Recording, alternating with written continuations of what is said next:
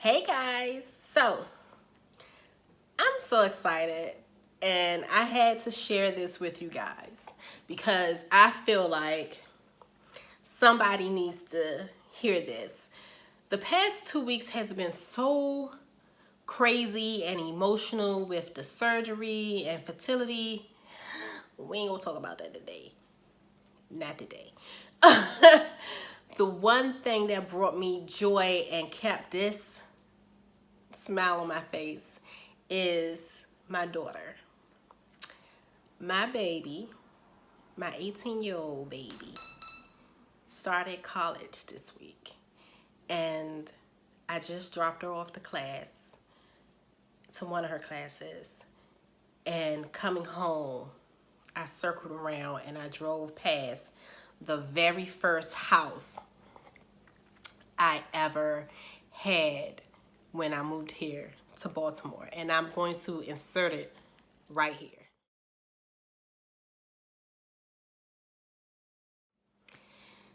This house came right on time. And I'm sharing this story because I've been so depressed and down about everything that's going on with fertility, and thinking about this time in my life made me realize that it's still hope, it's still miracles, and anything can happen, and it's still room left in this journey for me to fight. So years ago, I'm born and raised in DC. I lived in the DC area my whole life. I love being a Washingtonian, but the cost of living in Washington DC is absolutely absurd. It's almost rude. Like it's really, and we're talking, this was back in the day, like 2006, and my last apartment in the DC area, PG County, was about $1,200 a month for a 2-bedroom basic apartment, no central air, no bells and whistles, no carpet, no nothing, plus the utilities. And they started to charge for trash pickup. The crazy thing is, they didn't come to your apartment to pick up the trash. You still had to take it to the dumpster. But they charged you basically for you walking to the dumpster. And I was struggling, man. I was at this job. I was in college. My job was I was just making like $11 an hour, maybe 13, something like that. And I was struggling, man. I was barely making enough to pay all of my bills. It got to a point financially that I almost considered quitting college, dropping out so I can get a second job just to pay my bills. Like, I literally was robbing Peter to pay Paul, and I was scamming Peter to pay Paul back. Like, it was a hot mess. I was doing hair. I was working full-time. I was in college full-time. I was doing sew-ins. I was making wigs. I was making cupcakes for people in their parties. Like, I had so many hustles. It was so stressful.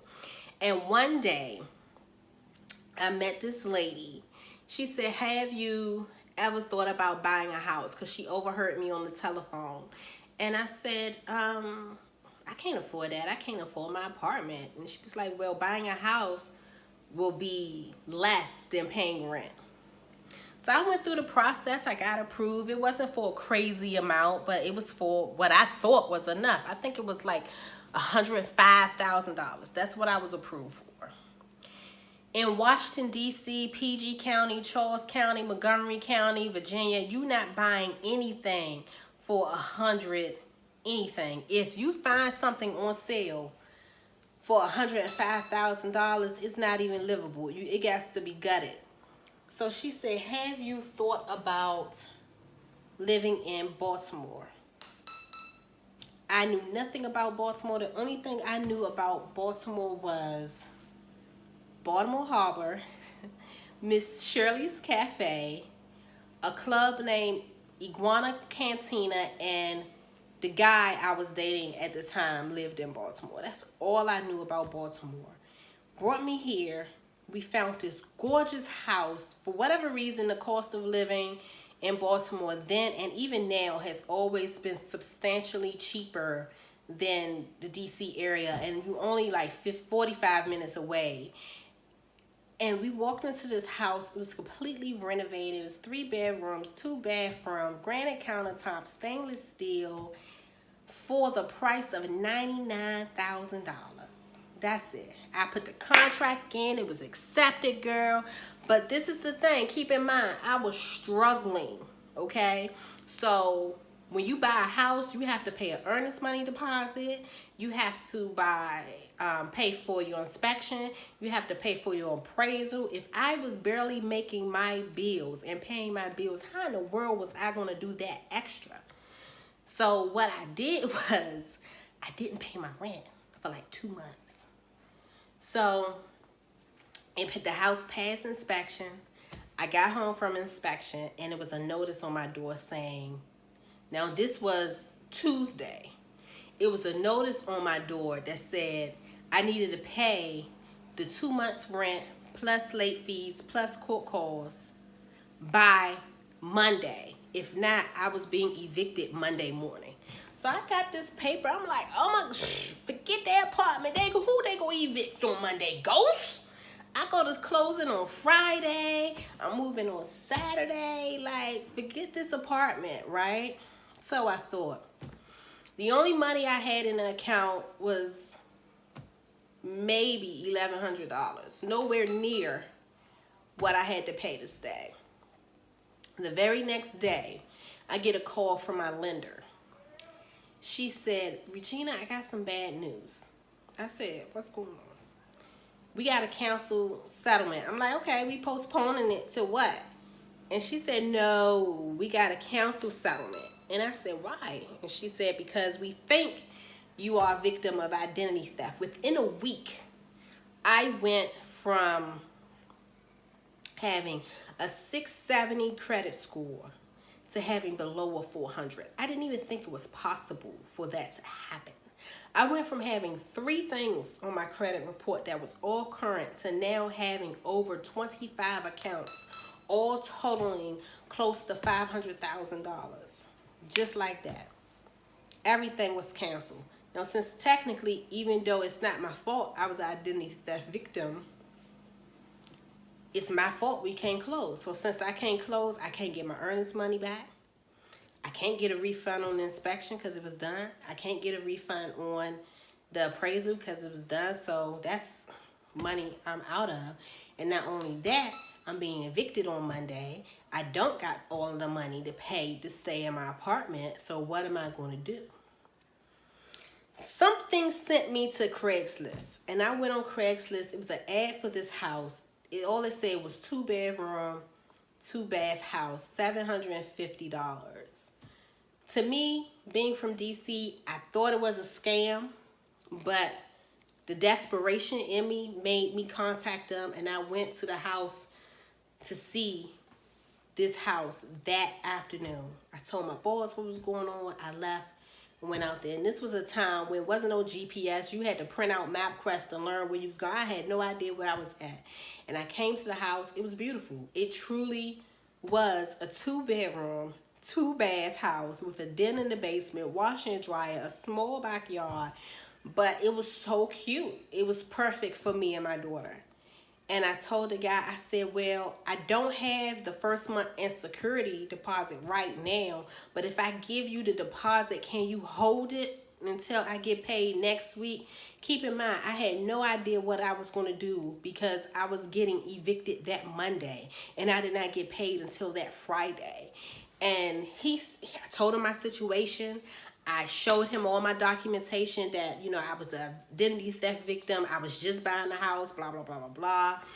And he said, I'm going to tell you what I'm going to do because I had a daughter who you remind me so much of. And she went through a lot of stuff that I could have helped her with, but I didn't help her with. And now she's no longer, you know, living. He said, just give me $750. He said, give me an hour.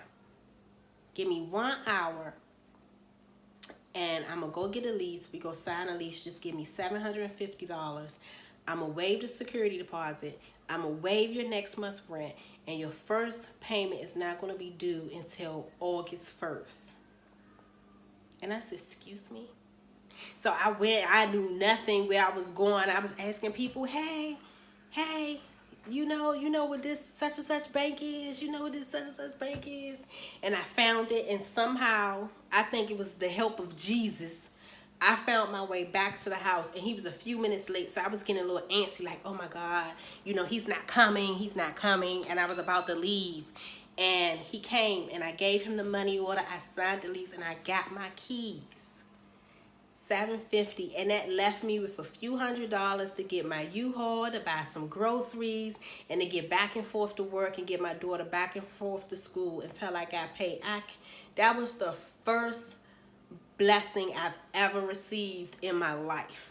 And it was $750, and the rent was so cheap that left a lot of room for me to fight identity theft, and that was not an easy battle. That battle took years. Somebody was arrested. Blocks on my credit file had to happen. And at the end, ultimately, the Social Security Administration changed my social, which sucked because I worked hard, and any income I earned under my old social I could not use now, so that sucked. And now I went from having credit to not having any credit, and no credit is 10 times worse than bad credit. But nevertheless, it still was a blessing, because not only did I have a roof over myself and my daughter's head, but I had an affordable roof over my head, which left me in a financial situation that I can afford to pay my rent. I can afford to pay my rent. I can afford to pay my bills. I didn't have to rob nobody to pay them. I didn't have to scam nobody to pay them. I could pay everything and still have money left over to actually live life with my daughter.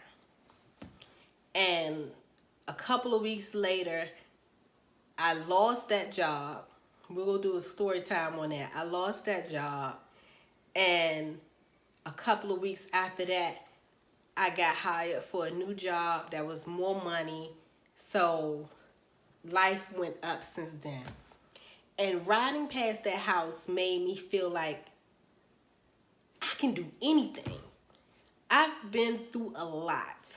I've had a lot of people my entire life tell me what I couldn't do, what I'm not going to be able to do. I've never been in a situation in my life where anybody sat down and said, I'm proud of you. You can do this. You're doing a good job.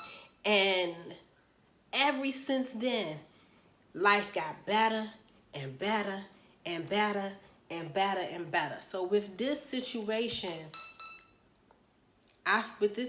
with my fertility, I feel like I don't know what's going to happen. I don't know what miracle is going to happen, if a miracle is going to happen. But I cannot walk away from it, because I've never walked away from anything in my life. I always met everything in my life head on. So it's absolutely no need for me to start that now.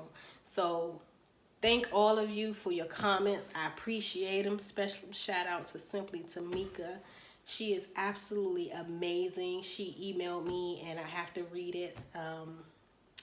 I haven't read it yet, so I can reply. She's amazing. I'm not sure why her following on YouTube isn't higher than what it is, because she is so amazing, and she will push you and give you hope even if you didn't ask for it. And I think she does that without even knowing she does it, and I appreciate her. If nobody else does, I do. And I'm going to put a link to her channel below because I appreciate her that much. But I just wanted to share that, to let anybody that's going through something right now, it doesn't matter if it's fertility, maybe it's financial, maybe it's domestic, maybe it's just life. Just know that just because it's storming today, that doesn't mean the sun won't be shining tomorrow. Rainbows always make storms better. It's going to be okay, and we got this. We got it.